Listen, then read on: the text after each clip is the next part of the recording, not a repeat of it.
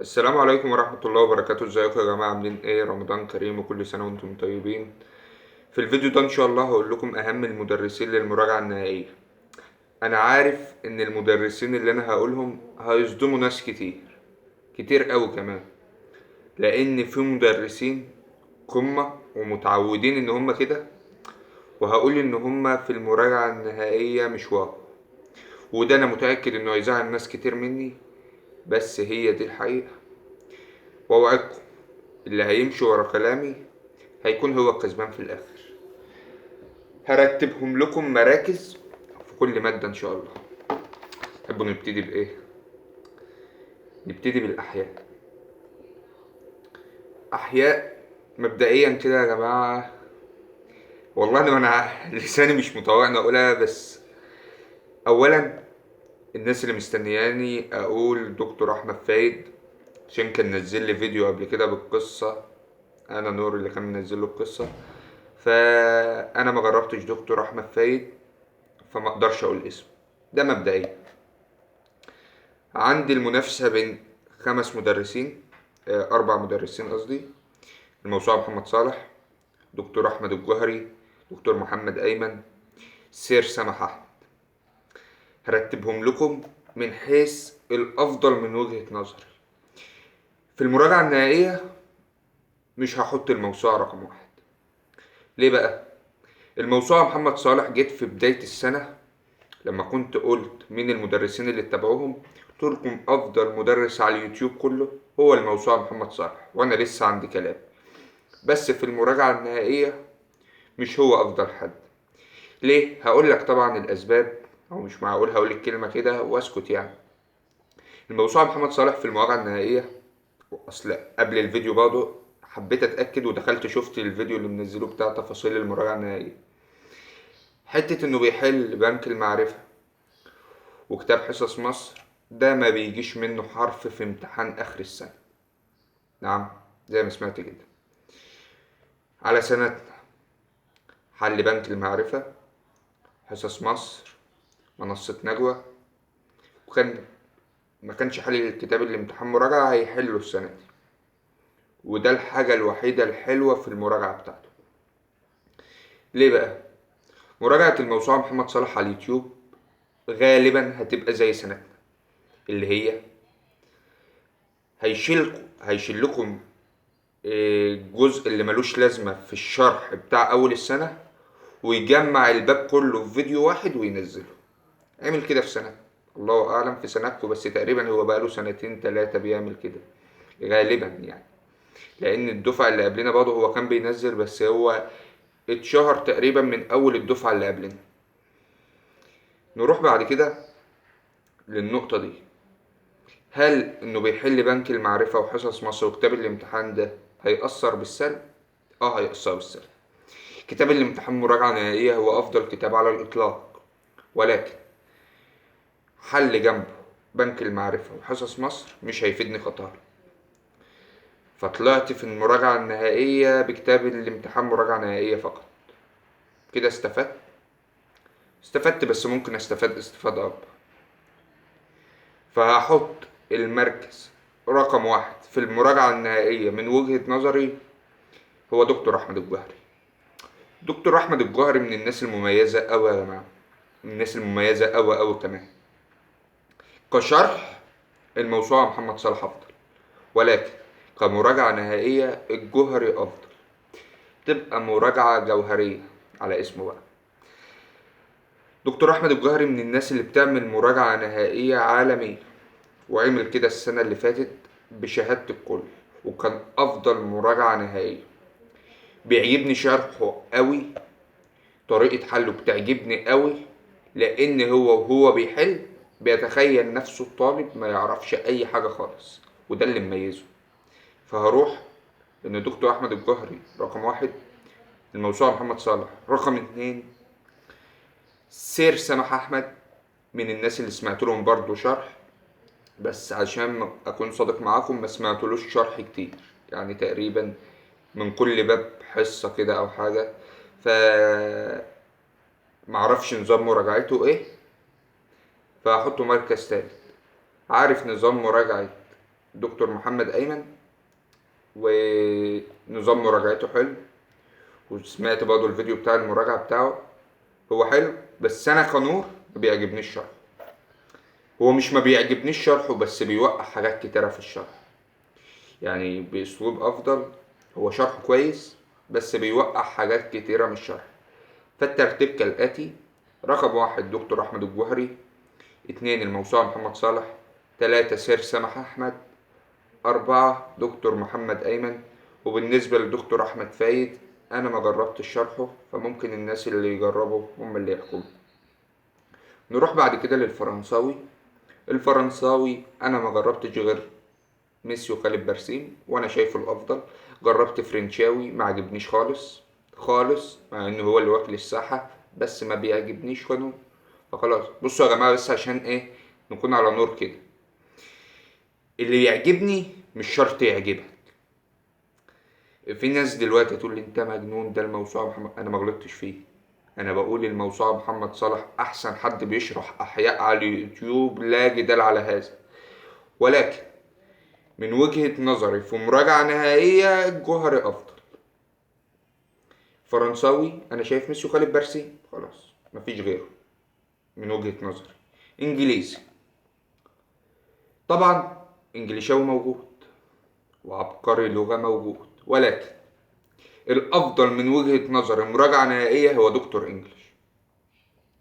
ليه بقى بقول كده؟ عشان انا جربته في اولى وتانية وتالتة على اليوتيوب، وبالنسبة لي هو الافضل في الشرح فيهم، مع اني يعتبر حضرت مع انجليشاوي المراجعة كلها. بس من جوايا كنور مؤمن جدا ان دكتور انجليش افضل حد فيهم، وسمعت برضو المراجعات بتاعته. فرقم 1 من وجهة نظري دكتور انجليش، وخصوصا ان دكتور انجليش من الناس المتميزين قوي قوي قوي في الجرامر. الفرق بين دكتور انجليش وانجليشاوي وعبقري لغة ايه، اللي هو اسمه احمد طارق تقريبا، الفرق بينهم ايه؟ كل واحد بيرتبط بمنهج فيهم، الا دكتور انجليش الوحيد اللي بيجيب لك كل نقطة متعلقة بالمنهج وبره المنهج والزيادات، واي نقطة ممكن تيجي من بره. لان الانجليزي من الحاجات اللي ساعات ممكن يطلع بره. ليه بقى؟ لانها مادة تراكمية بتاخد فيها من رابعة ابتدائي، مش منهج، يعني منهج يعتبر ثابت من رابعة ابتدائي، عامل زي النحو كده، فوارد يسأل فيه في اي حاجة، فهو بيكون مجهزك لده 100%. فمن وجهة نظر الشخصية، اللي مش شرط عشان انا شايف كده انت تشوف كده، اختلاف الرأي لا يفسد للود قضية. فممكن اللي انا عجبني مش زي ما يعجبك، وكل شخص مختلف عن التاني تماما. انا بقول وجهة نظري كنور لا اكتر ولا اقل، ودي شهادة هتحاسب عليها قدام ربنا. دكتور انجليش رقم 1، انجليشاوي 2، عبقري لغة 3. نروح بعد كده للكيمياء.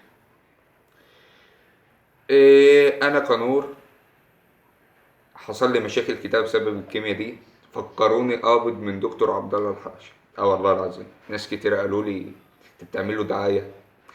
والله العظيم دكتور عبد الله الحبشي ممكن ما يكون عارف اصلا ان انا كنت عنده على المنصه، والله العظيم ممكن. بس هو لسه كنت مع واحد صاحبي، هو كان كل دروسه سنتر، بس كان برضه بيسمع شرح اونلاين، فكنا بنتكلم عن دكتور عبد الله الحبشي. فعندنا مدرس كده، فبقول له هو ممتاز ويوازنه يعني نفس المستوى، فهو كان مش مقتنع قوي، فاختلاف برضه. فمن وجهة نظري كنور دكتور عبد الله الحبشي هو الافضل على الاطلاق على اليوتيوب.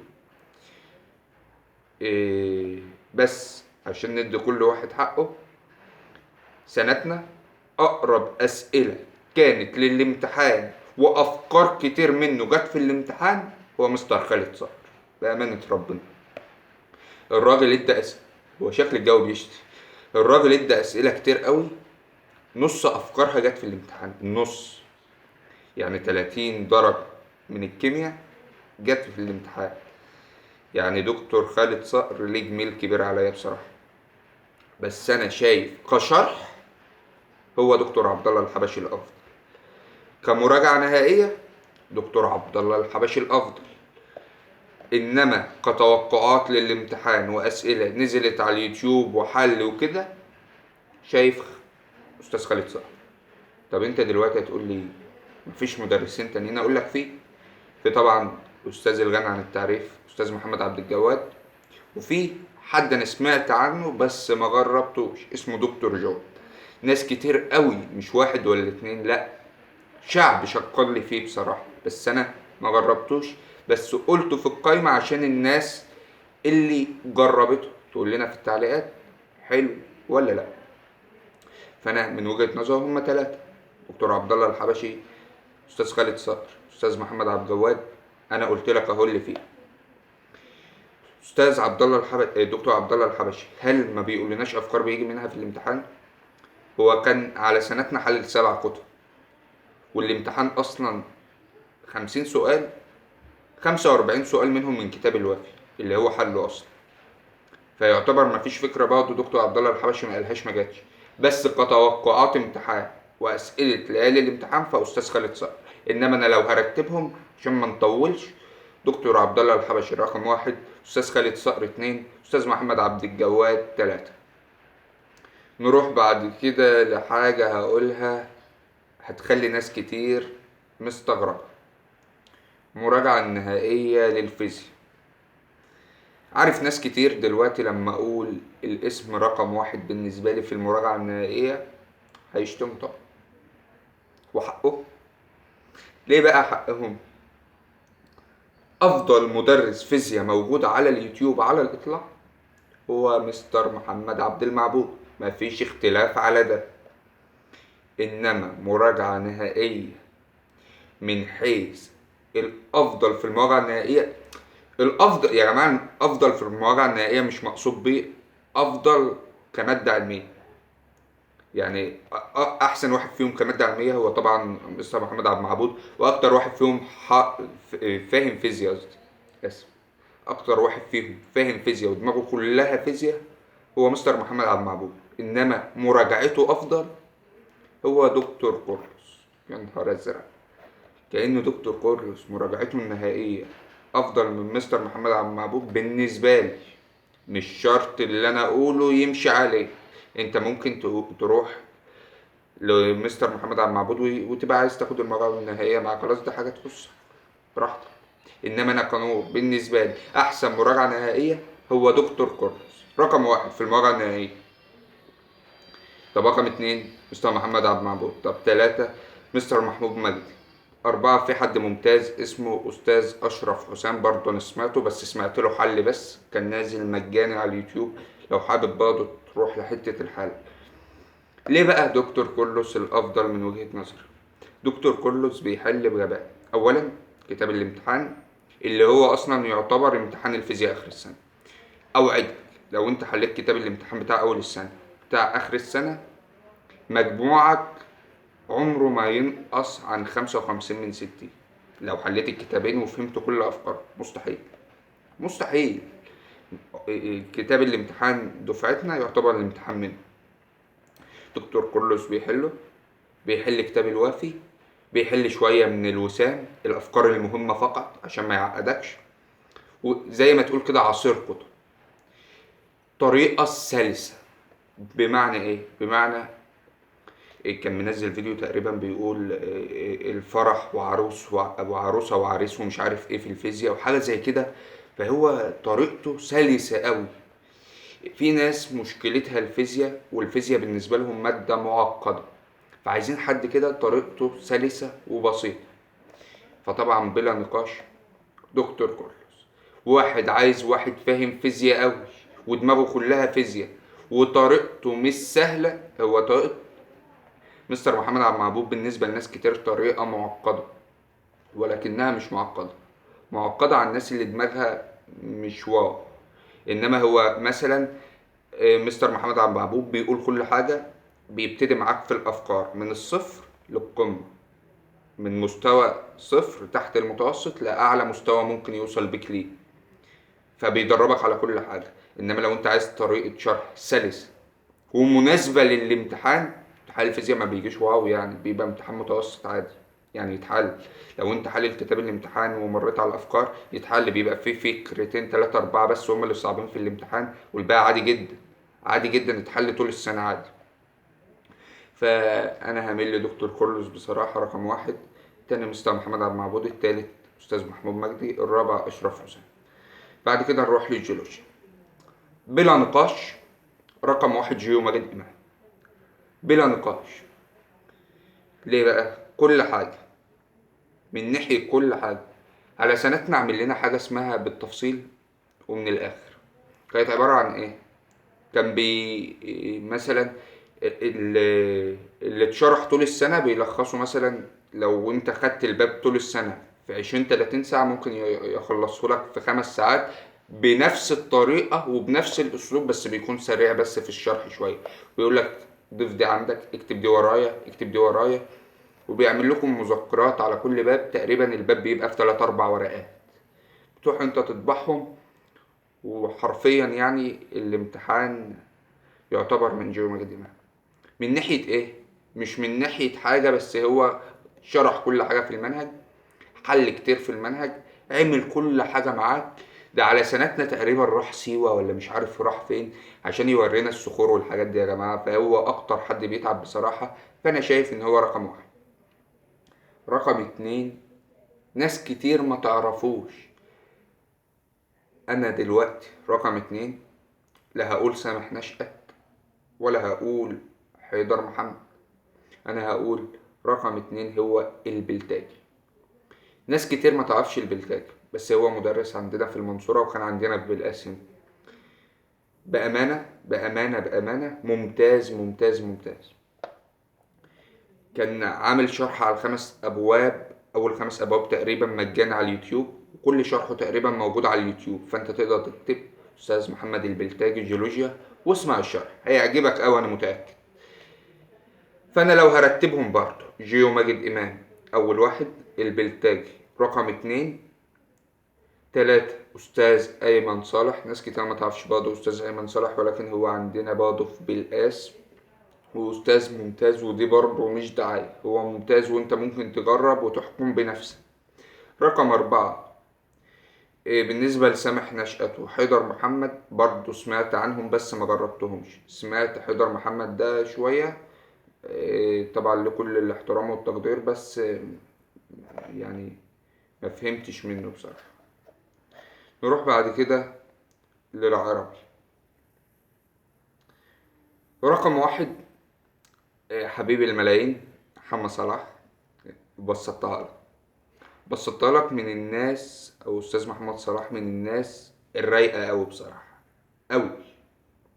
بيفهمك كل حاجه، حلو في كل الفروع ما عدا البلاغه. وجهه نظري انا الشخصيه، كان عامل فيديو البلاغه في شوال ما فهمتش منه حاجه بصراحه، مع ان الناس كتير قوي فهم، انا ما فهمتش. فهمت من مين؟ استاذ محمد السخاوي كان منزل لنا فيديو ساعة وربع تقريبا ليلة الامتحان، بلاغة اولى وتانية وتالتة ثانوي. ما احتجتش حرف في البلاغة بعدها ورحت قفلتها في الامتحان. فلو انا هرتب بسطتها لك، السخاوي رقم اتنين، ورقم تلاتة استاذ رضا الفاروق.